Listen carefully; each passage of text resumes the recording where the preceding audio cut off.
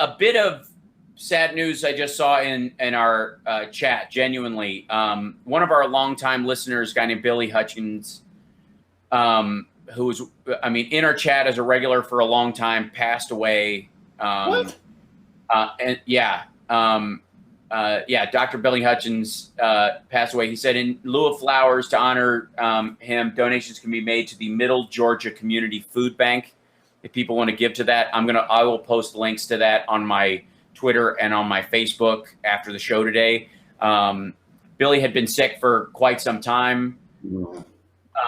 It was really hard to even find a way to, because we talk regularly with a lot of our chat members, and there's an element of distance and closeness that happens at the same time, because many people haven't met in person or have only met once, say at one of the Sexy Liberal shows, or through, Steph's show, or at another event, or at one of our gatherings that we sometimes have in Chicago, which, by the way, as soon as we find some way to clear the Delta variant, spike that we're getting, I'm looking forward to us getting together again, because seeing people and showing your appreciation for our listeners and everybody in person is increasingly, it's always important, but increasingly after COVID is even more important, I think.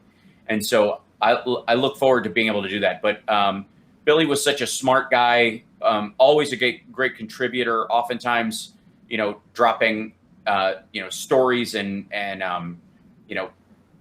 pieces of news that were happening at the time into the chat room that kept us, live and afloat. He'd been around for many years, and really sad of his passing. So anyways, Billy. Yep. And so we love you, Billy, and we're going to miss you and Billy's family. Our heartfelt condolences.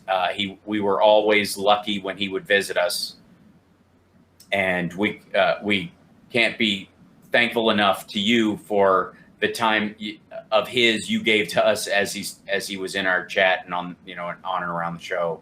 So sorry for his passing. Anyways, much love to Billy's family. That's a rough one. I had said yesterday on Twitter, because my buddy Rob passed away, and I'm still, I got to be completely honest, still daily dealing with that one. Yeah. And it just,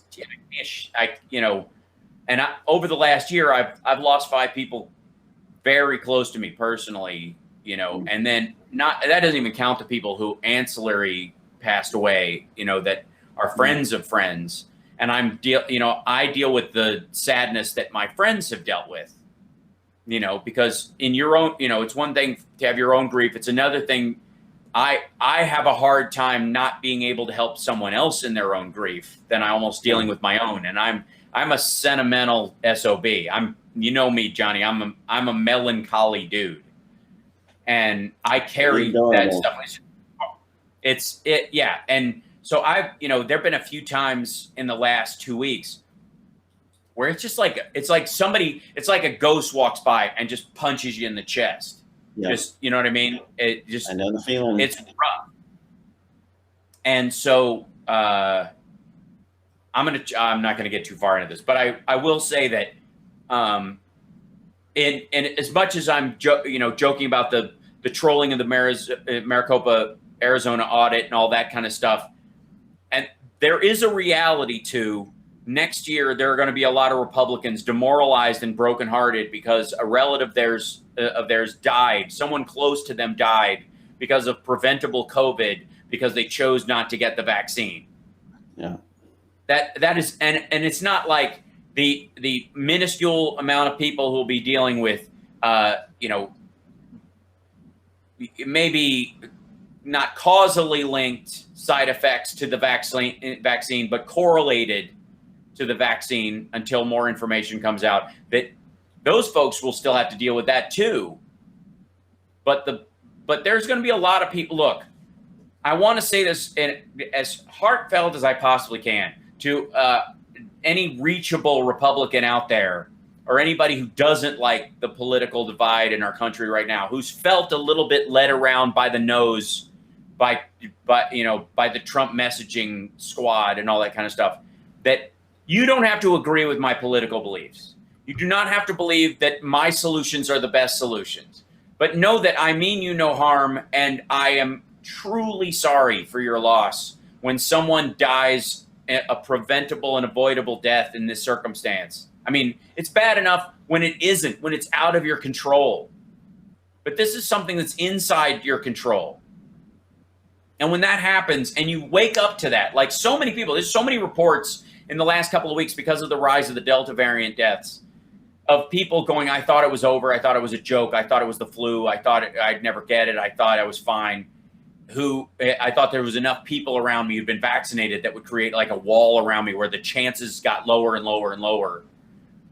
And then they watched this one woman, her 13-year-old daughter's on a ventilator. It's just heartbreaking and it's unnecessary. Look, Stay alive. Don't mess around with this part of it so that we can argue about politics, so we can complain about taxes and regulations and whether, how big government is or how big business can get or whether labor rules and rights, have validity to you or whatever. Like, let's argue that stuff out. Let's find a better path together. But don't let yourself or your loved ones die for a stupid, preventable reason. Yeah. Because life is hard enough. Life has enough problems. There's enough heartache to go around.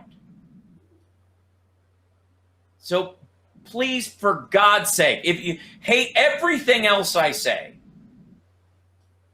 but sit there for a second and go, would you send your kid to an elementary school with a measles outbreak? Of course you wouldn't.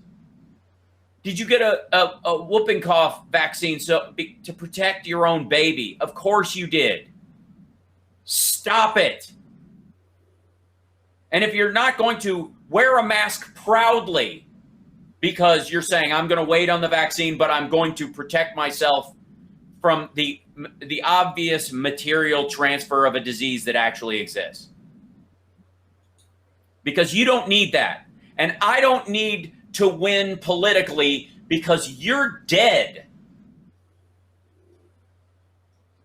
And I certainly don't need, the people who are dealing with cancer, which is what took our Billy from us. That's bad enough. There's enough of that. Don't make it worse. This is not about pride. No one is.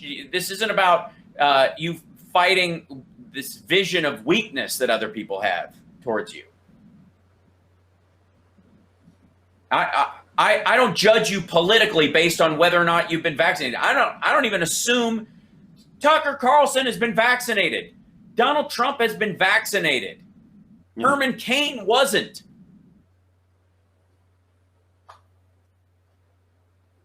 It's